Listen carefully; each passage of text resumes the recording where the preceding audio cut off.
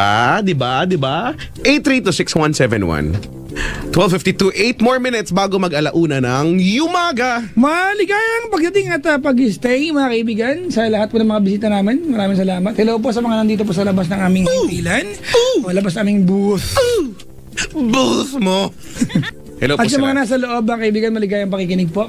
Salamat sa pagtambay. Alam mo, nagtsatsaga yung mga magjawang nandito, di ba? Especially yung mga magjawang dumalo kasi mansari o anniversary nila, titipid kayo ng date, ha? Oo nga, gusto Diba? nila maging meaningful daw. ang Akalain kanilang, mo, ang regalo nila yung pagpunta, walang entrance fee dito, eh. Sana Star City Diba? naman kayo para... Sa team, katulad team, Pem na nandito ngayon. Oo nga, presentable, nakikita ko sila. At binabati ko nga kinapakagandang asawa na Diyan ba siya?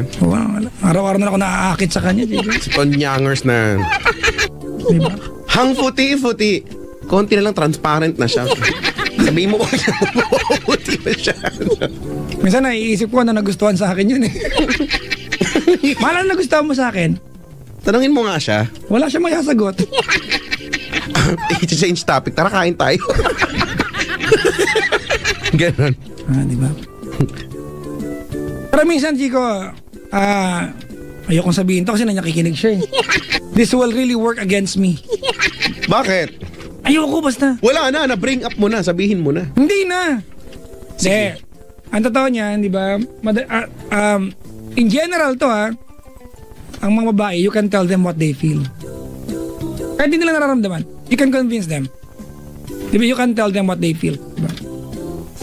Sa lalaki naman, di ba? You can tell a guy what they need.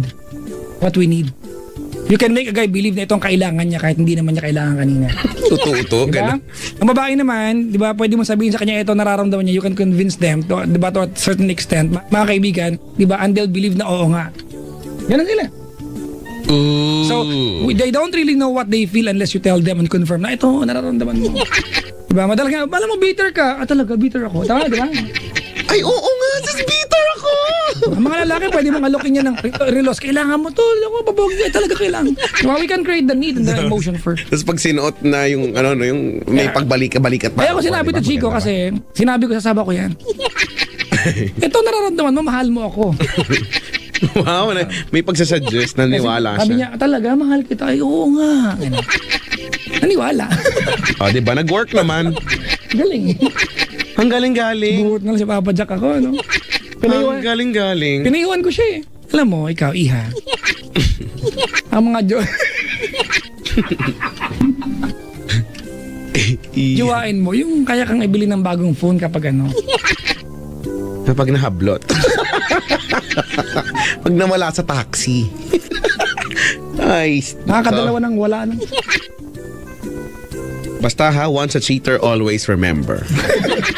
Yan ang ating yan ang ating pagnilayan ngayon. Hindi ko alam. Basta bahala na kayo dyan. Madali naman yun. Mahimay-himay. Ibang kasabihan, walang katotoran. Ay, di ba? Hamo na. Ito naman tong mga to. Yun yung tunay. Saan pa kayang caller tayo? Pwede ba yun? Akala ko. Si Richard nasa... Si Richard. Ang hirap pag-ilapin ni Richard. Laging wala sa Ah, gilid. ito si Richard nasa aquarium. Nasa aquarium? It's not aquarium, it's aquarium. You know, he's looking for what do you call it? Angel fish? Is it an angel fish or the swordfish? Angel fish, diba, is very suitable sa aquarium. Aquarium. Yup. Clownfish. Yung Clownfish. Si Nemo yung si Nemo clownfish. is clownfish. Diba? Si Nemo. Si Nemo, clownfish, Chico, diba, wala silang defense gaano, but they have Uy! developed, Chico, an immunity, diba, sa mga nakakalasong Mga sea anemone. diba? O, tama. Diba, kaya nakatira sila dun sa, ano yun, Yung parang jelly ace parang na... jelly ace na yan. na parang- And that's poisonous. Pag hinawakan mo parang... Hi! Ang mga clownfish na develop nilang immune sila doon, kaya pag they are in danger, they just go home. Galing, no? Yun yung nila. Meron silang shield kagad, no? Halimbawa, yung mga lionfish, alam yun? Lionfish? The one that says... It's a fish. Diba? They have poisonous spines, but they don't use it to attack. It's only for defense. Ganun. They are using it to intimidate the predator. Yan. Predator. Predator. Galing na, ang galing ang design ng nature, Chico, no? Parang yung peacock. Diba? Ang tagal ng peacock ay pabo real. Peacock. Peacock at saka piyon. Diba? Oh. Kaya malaki yung tail nila kasi Pabo real. para i-distract yung yung attackers nila. It looks like Pero di ba multiple yung eyes. ganyan, yung lalaki yung di ba, yung may ganon, yung may pamaypay na buntot na maganda. Ginagamit din nila yan para mang-court ng girls. Oo nga, di ba, pag ginawa nila yung Miss Venezuela! Wala namang ganun. Naglalakad silang gano'n. Ang ganda. Nicaragua! Peru! Ito na naman tayo sa mga... Delano, Mexico! May caller tayo. Hello? Si Tintin siya, 39 from Fairview. Hello po, Pimpin? Tintin. Tintin. Hi, Tintin. Yes, hello. Magandang gabi po. Ay, umaga po. Oo, good Morning po. Oh, kamusta po kayo po? Okay naman. Parang malungkot po kayo, Oo ma'am. nga po. Hindi naman, okay lang. Hindi ka kata na Star City! Gusto mo? Hindi, ayaw. Ayaw niya mag-Star City, ma'am. Pwede rin. Ha, pipilitin pa kita? Tanggapin mo na, gano'n. I wanna see a peacock. Okay lang po kayo. Hello? Okay lang po kayo. Oo, okay lang. Yay! First time kasi kaya medyo kabado lang. Ay, okay lang po yan. Relax mo konti. Mm-mm. At dalawa na lang po, lalarga na po. Dalawa na lang. Naging jeep pala to. Bakit po kayo napatawag po? May ikukwento lang regarding sa buhay may asawa. Sige po, kwentuhan niyo po kami po. I'm 39 years old. Actually, 21 years married na kami. Pero yung 21 years namin sa ngayon, medyo nagkakalabuan kami mag-asawa. Yung buhay kasi namin parang teleserye ba? Wow, teleserye. Oo, may action, may drama, may comedy. Bata kasi kami pareho nag-asawa eh. Ako 18, siya mga 21, mga ganun. So, maaga kaming naano sa buhay na yung akala, syempre pag bata ka, di ba? Iisipin mo yung lagi, in love ka, ganon. Tama yan, ma'am. At least, sana nakikinig ibang kabataan ngayon. Oo, minsan nga nakikinig din ako sa inyo kasi parang yung iba yung problema nila, parang kung isipin mo, problema ba yun? Pero hindi nila alam yung totoong problema na kinakaharap pag talagang may asawa tsaka mga anak. Mamaya pa paliwanag ko po yun from a sociologist point of view. Oo. Wow, sociologist ka na ngayon. Yeah, well, I'm not a sociologist. It's not my point of view. Later po. Tuloy niyo na. Oo. Yun nga, bata kami nag-asawa. Siyempre, pag bata ka, akala mo talagang ang iniisip mo lang, in love ka, di ka mabubuhay nang wala yung mahal mo. Pero pag nandun ka na pala sa sitwasyon na nandun ka na, may asawa ka na, kinasal na kayo, may mga anak na kayo, totoo pala yung sinasabi ng magulang na ang pag-aasawa hindi parang kanin na isusubo, na pag napaso, iluluwa. Talagang struggle kami mag-asawa kasi nga pareho kaming bata, dumaan kami yung sa point na wala siyang trabaho, ako rin walang trabaho, pero na-overcome naman namin yun. May dumating kami sa point na nahuli ko rin siya na nagda-drugs. Kung magre-reklamo nga siguro yung mga gamit namin sa bahay tsaka mga damit ko, kasi pabalik-balik sa bahay namin, bahay ng mami ko, bahay namin, bahay ng mami ko, hanggang sa ayun, Pero na ano ko na pag may mga anak ka pala hindi ganon madaling makipaghiwalay. Talagang iisipin mo yung mga anak mo pag may asawa ka na. Hindi lang puro sarili mo ang iisipin mo rin yung mga bata. Yung asawa ko kasi, Papa Jack, masyadong seloso, masyadong possessive, lalo na nung nag-uumpisa pa lang kami. Masyadong maduda, kung ganun ba. So parang, ano sa akin, nasanay ako na ganun siya. Nasanay ako na nasa bahay lang ako. Pag halimbawa mag-grocery ako, sasabihin niya, oh, sino yung sino yung may nakipagkilala sa'yo, no? Yung mga ganun ba? Pati yung cashier nagsiselosan no? Paano kayo nakakasal ng cashier? Pinagsiselosan. Isa nga dumating siya sa point na pag aalis siya, tatanggalin niya yung linya ng telepono namin para hindi ko magamit yung telepono Sobra namin. naman yan? Opo, ganun talaga siya. As in, super seloso niya. Tapos mamamasyal po kami sa mall at may makikita siya na kakilala ko. Siyempre, ang first reaction mo, batiin mo dahil kakilala mo or kapitbahay mo. Gagalit siya, ba't ko robinate? Yung mga ganun ba? Hanggang sa lagi namin pinag-aawayan yun. Tapos hanggang sa dumating na nasanay na ako na ganun siya. Sabi ko sa sarili ko, siguro dapat tanggapin ko na dahil asawa ko na to Ganun siguro talaga ang Pero darating ka rin sa point na parang magsasawa ka rin. Tsaka isa pa, Papa Jack, yung asawa ko kasi palamura. Tsaka mahilig siya na ipahiya ako sa harap ng ibang tao. Hanggang sa kahit sa kamag-anak niya, nung unang mga pagsasama namin, talagang pag napapahiya ako, parang ang tingin ko sarili ko, langgam na lang kaliit sa sobrang hiya. Alam mo yun? Makabit muna bago langgam. Huwag nga daw maging rabbit. Oo, as in parang ganun nga. Tapos pag nag-aaway kami, lagi niya sinasabi sa akin, pag namatay ako, wala ka nang mararating. Yung parang tuloy, pinaniwalaan ko na. Wait lang, Mami, stop. Tintin. Yes. Chico, yun rin binabanggit ko kanina, you can make a girl believe what they feel. Mm-hmm. Tingnan mo yan. Exactly the point. Tingnan mo, ha? Buti nagising ka po. Ayun na nga. Naniwala pero ka alam niya mo na, po, di ba? Papa Siya ang Jack, kailangan mo sabihin. nagsasama pa rin po kasi kami. Okay. Isang bubong.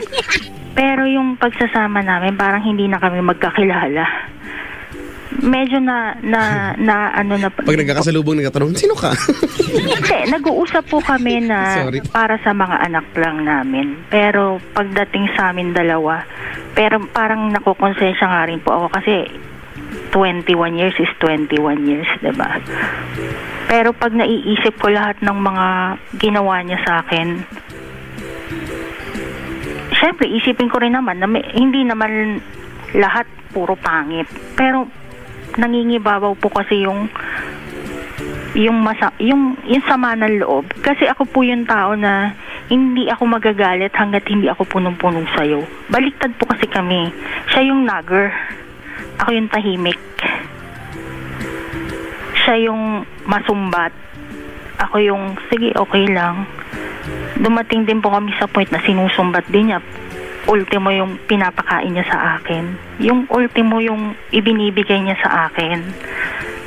Yung hanggang sasabi ko nga sarili ko, tapos sasabihin niya, ba't hindi ka na sweet? Siguro mga 10 years na pagsasama namin or ka-7th year na pagsasama namin, ba't daw hindi ako sweet? Sabi ko sa kanya, ikaw ang may dahilan, ba't ako nagkaganito? Ikaw na rin ang dahilan, bakit ako nanlamig sa'yo? Ba't hindi mo tanongin ang sarili mo? Baka sumagot po yung sarili niya. Baka tumakbo siya.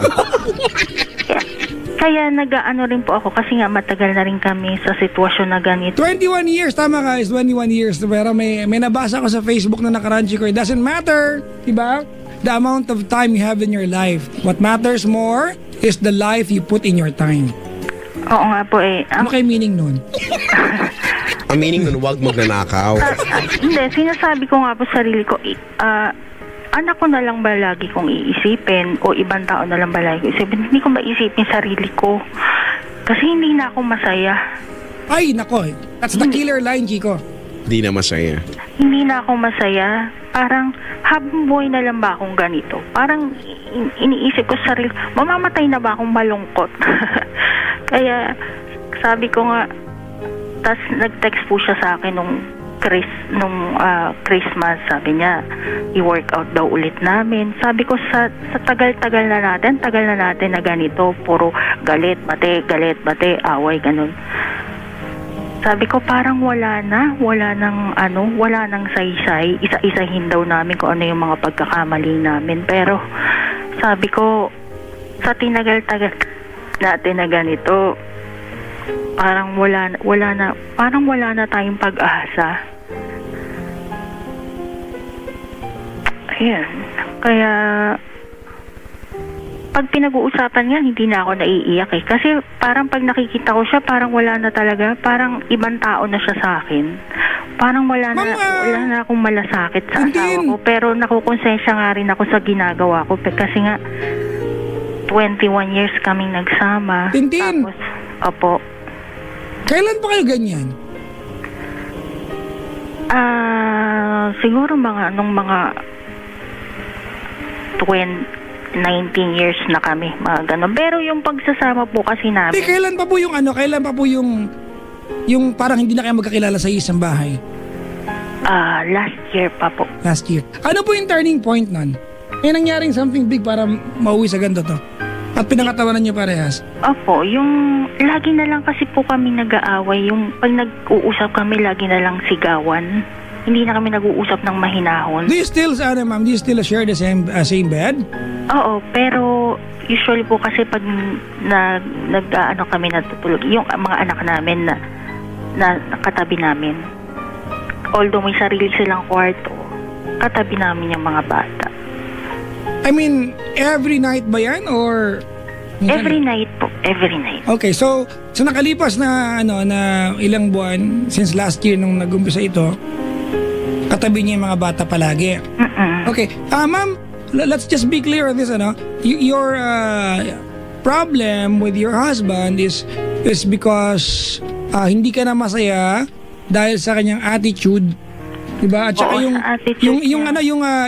self-worth mo hindi mo makuha sa paraan ng pagtrato niya sa'yo. Opo, pero wala pong issue ito ng third party, ganyan. Wala po. Kasi ang ko sa kanya, nag-open up na ako sa kanya noon pa. Sabi ko, wag ka naman ganun. Kasi parang parang verbally abused wife ako. Yep, apo.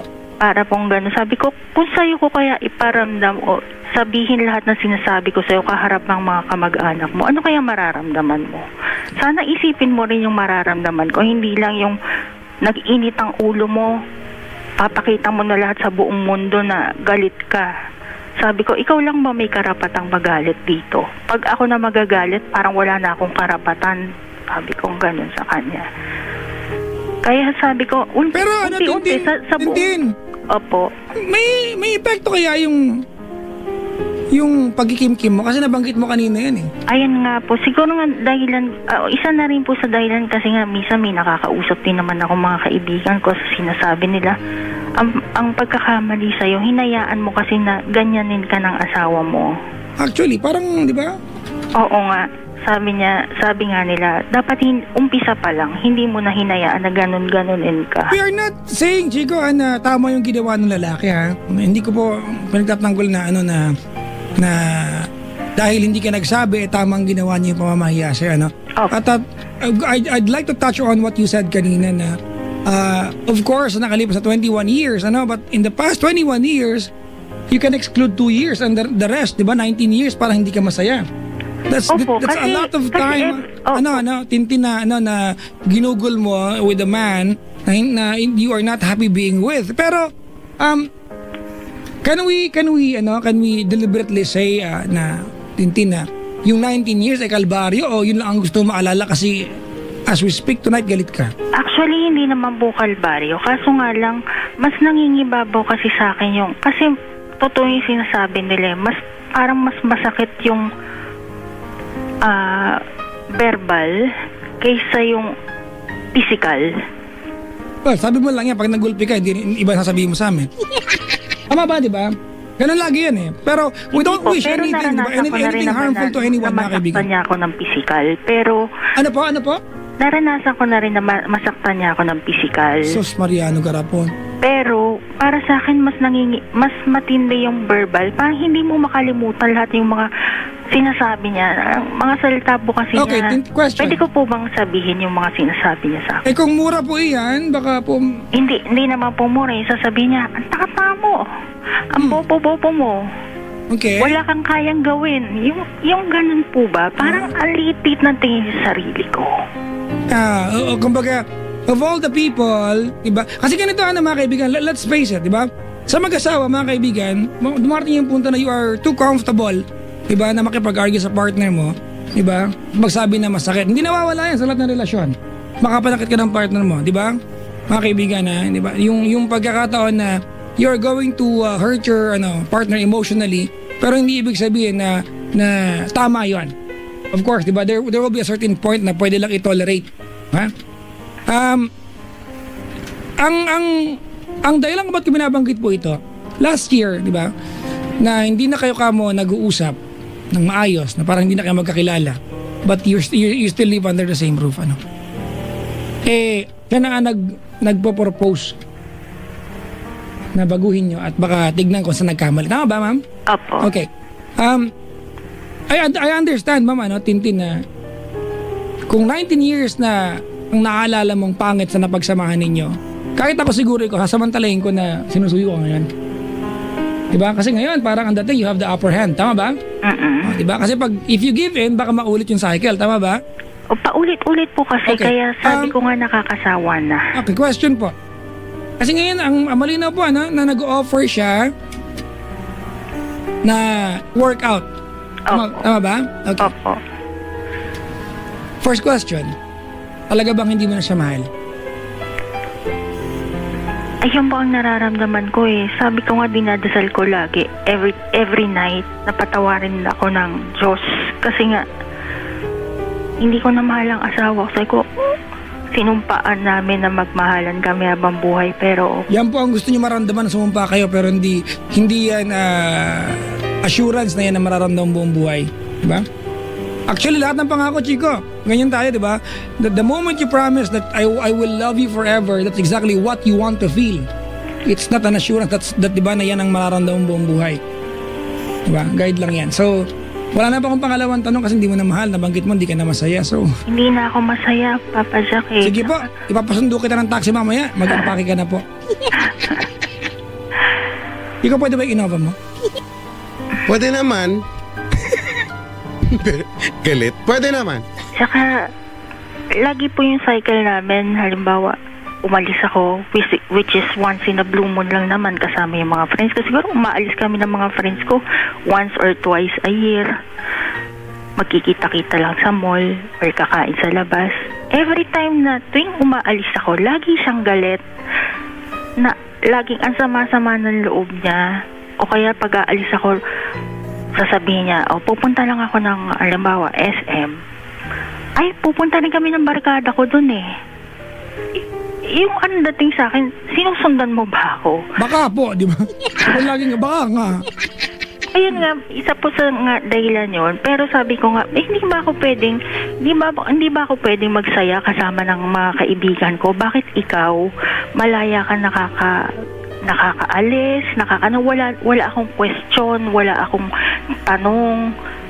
Sabi ko kasi sa sarili ko, kung saan ka masaya, doon ka. Sana kung gaano ko kasuportado sa'yo pagdating sa ganun, sana ako rin ganun ka rin sa akin.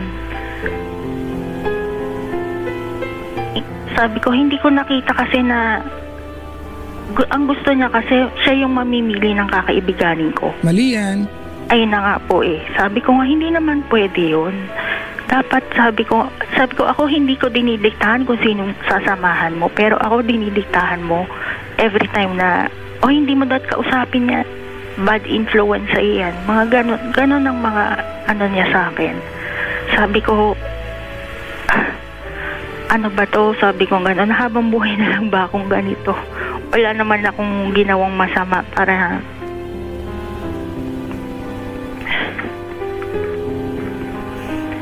hindi makapag-enjoy sa buhay ko.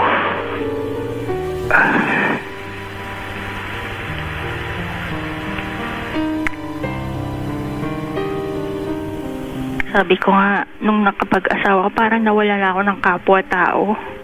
Kasi kahit kakilala ko, minsan kahit kamag-anak ko, nagagalit siya na binabati ko. I have a question for you, Tintin, before you ask the question. Oo. Okay. Malinaw naman kung ano pong patutunguhan nito. Maybe it's safe to say, na-assume na natin na tonight, di ba? If someone will facilitate a new place, di ba? A new place na pwede ka mag-stay ate nang walang question. I am sure tonight you are going to pack your things and walk away. Naawa po rin kasi ako sa mga anak ko kasi medyo attached din yung mga anak ko sa tatay nila. Well, ate, di ba, he will na not... po yung tatay niya, tatanungin niya, masa nagpunta si daddy? Kailan babalik si daddy? Ganon sila. Nakatanong agad. Okay. So you are too reluctant to come up with a decision? Natatakot din kasi ako na ayokong sisihin ako ng mga anak ko sa naging decision ko. Ay, at Tintin! Oo. Nakadulot-duluan ng panahon ate. You are someone ate na may sariling gusto, may sariling ayaw, may mga bagay na pwede makapanakit sa kanya, may mga bagay na pwede magpasaya sa'yo. So, di ba?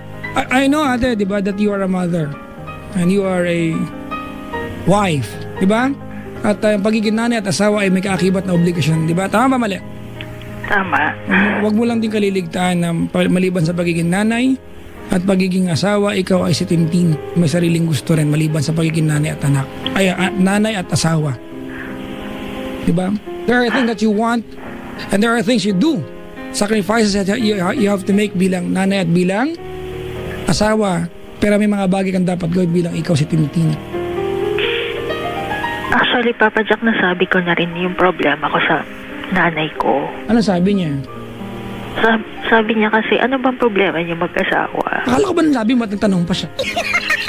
Hindi naman po kasi ako actually nagkukwento ng aktual na nangyayari sa amin. Ang sinasabi ko lang, hindi na po kasi ako masaya. Tapos sabi ng nanay ko, kung hindi ka na masaya, ba't ka pa nag-i-stay dyan? Sabi ko, ang problema ko kasi hindi ko rin alam kung saan ako pupunta. Kasi sa buong pagsasama namin, Papa Jack, ginawa lang niya akong plain housewife. Kasi nga ayaw niya ako nagtatrabaho. Walang masama po dun ha, di ba? Wala naman pong masama. Kasi nga, isa rin sa dahilan nun. Kasi nga po, masyado siyang siloso. Sabi ko, anong alam kong gawin? Paano ko bubuhayin yung mga anak ko? Saan ako pupunta? So sabi niya sa akin, wala problema doon, susuportahan ka namin ng tatay mo. Sabi ko, hindi naman po pwede na habang buhay na lang akong aasay. Well, wala naman sabing habang buhay ate, pero kung susuportahan ka nila para makapag-umpisa, why not?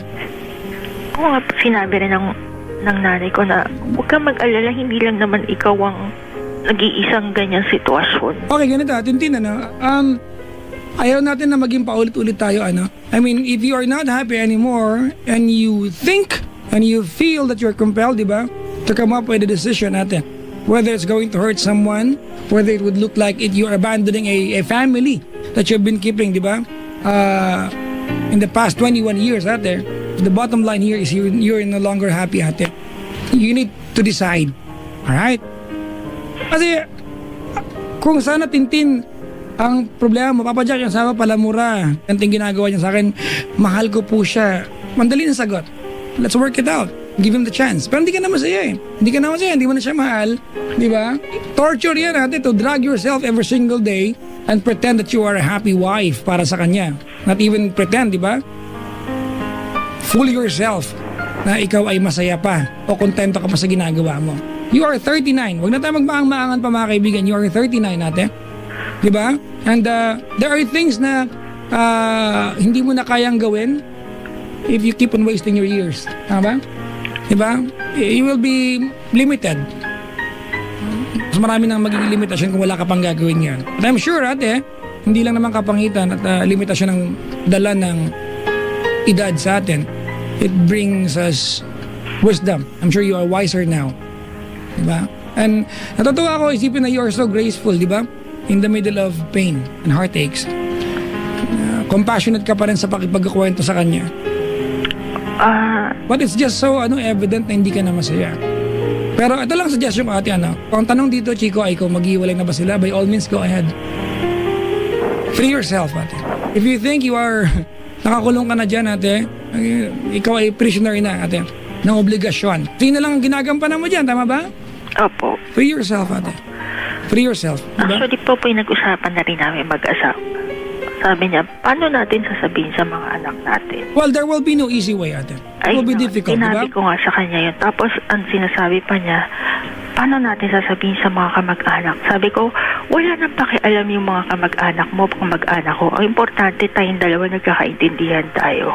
Ganito, Tintin, I want you to go ahead and have the time away from him. Free yourself, diba? And maybe pag dumating yung pagkakataon na hindi na kayo magkasama, sit down and reevaluate things, reassess everything.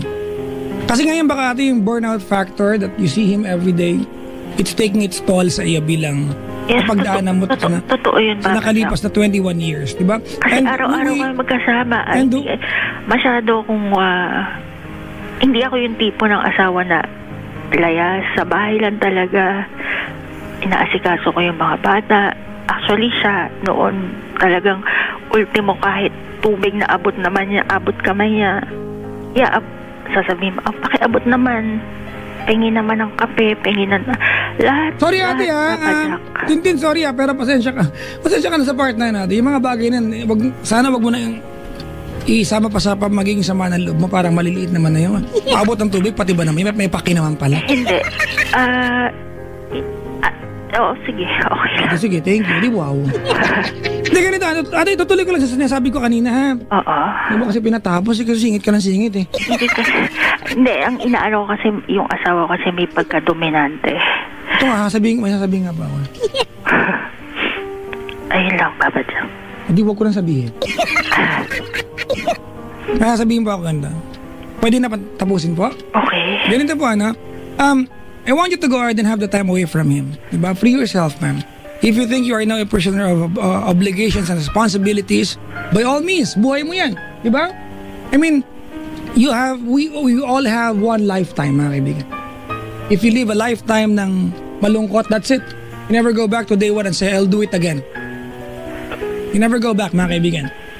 The time you have wasted, mga kaibigan, or spent, it's part of history. You can only learn from it. Nothing more, nothing less. That's it. I want you to go ahead and have the time away from him and reassess and reevaluate things. Sit down. Ate, who knows ano ang mararamdaman pag hindi mo na siya kasama. Kasi ngayon ate, naiintindihan ko yung burnout factor, yung umay. Diba yung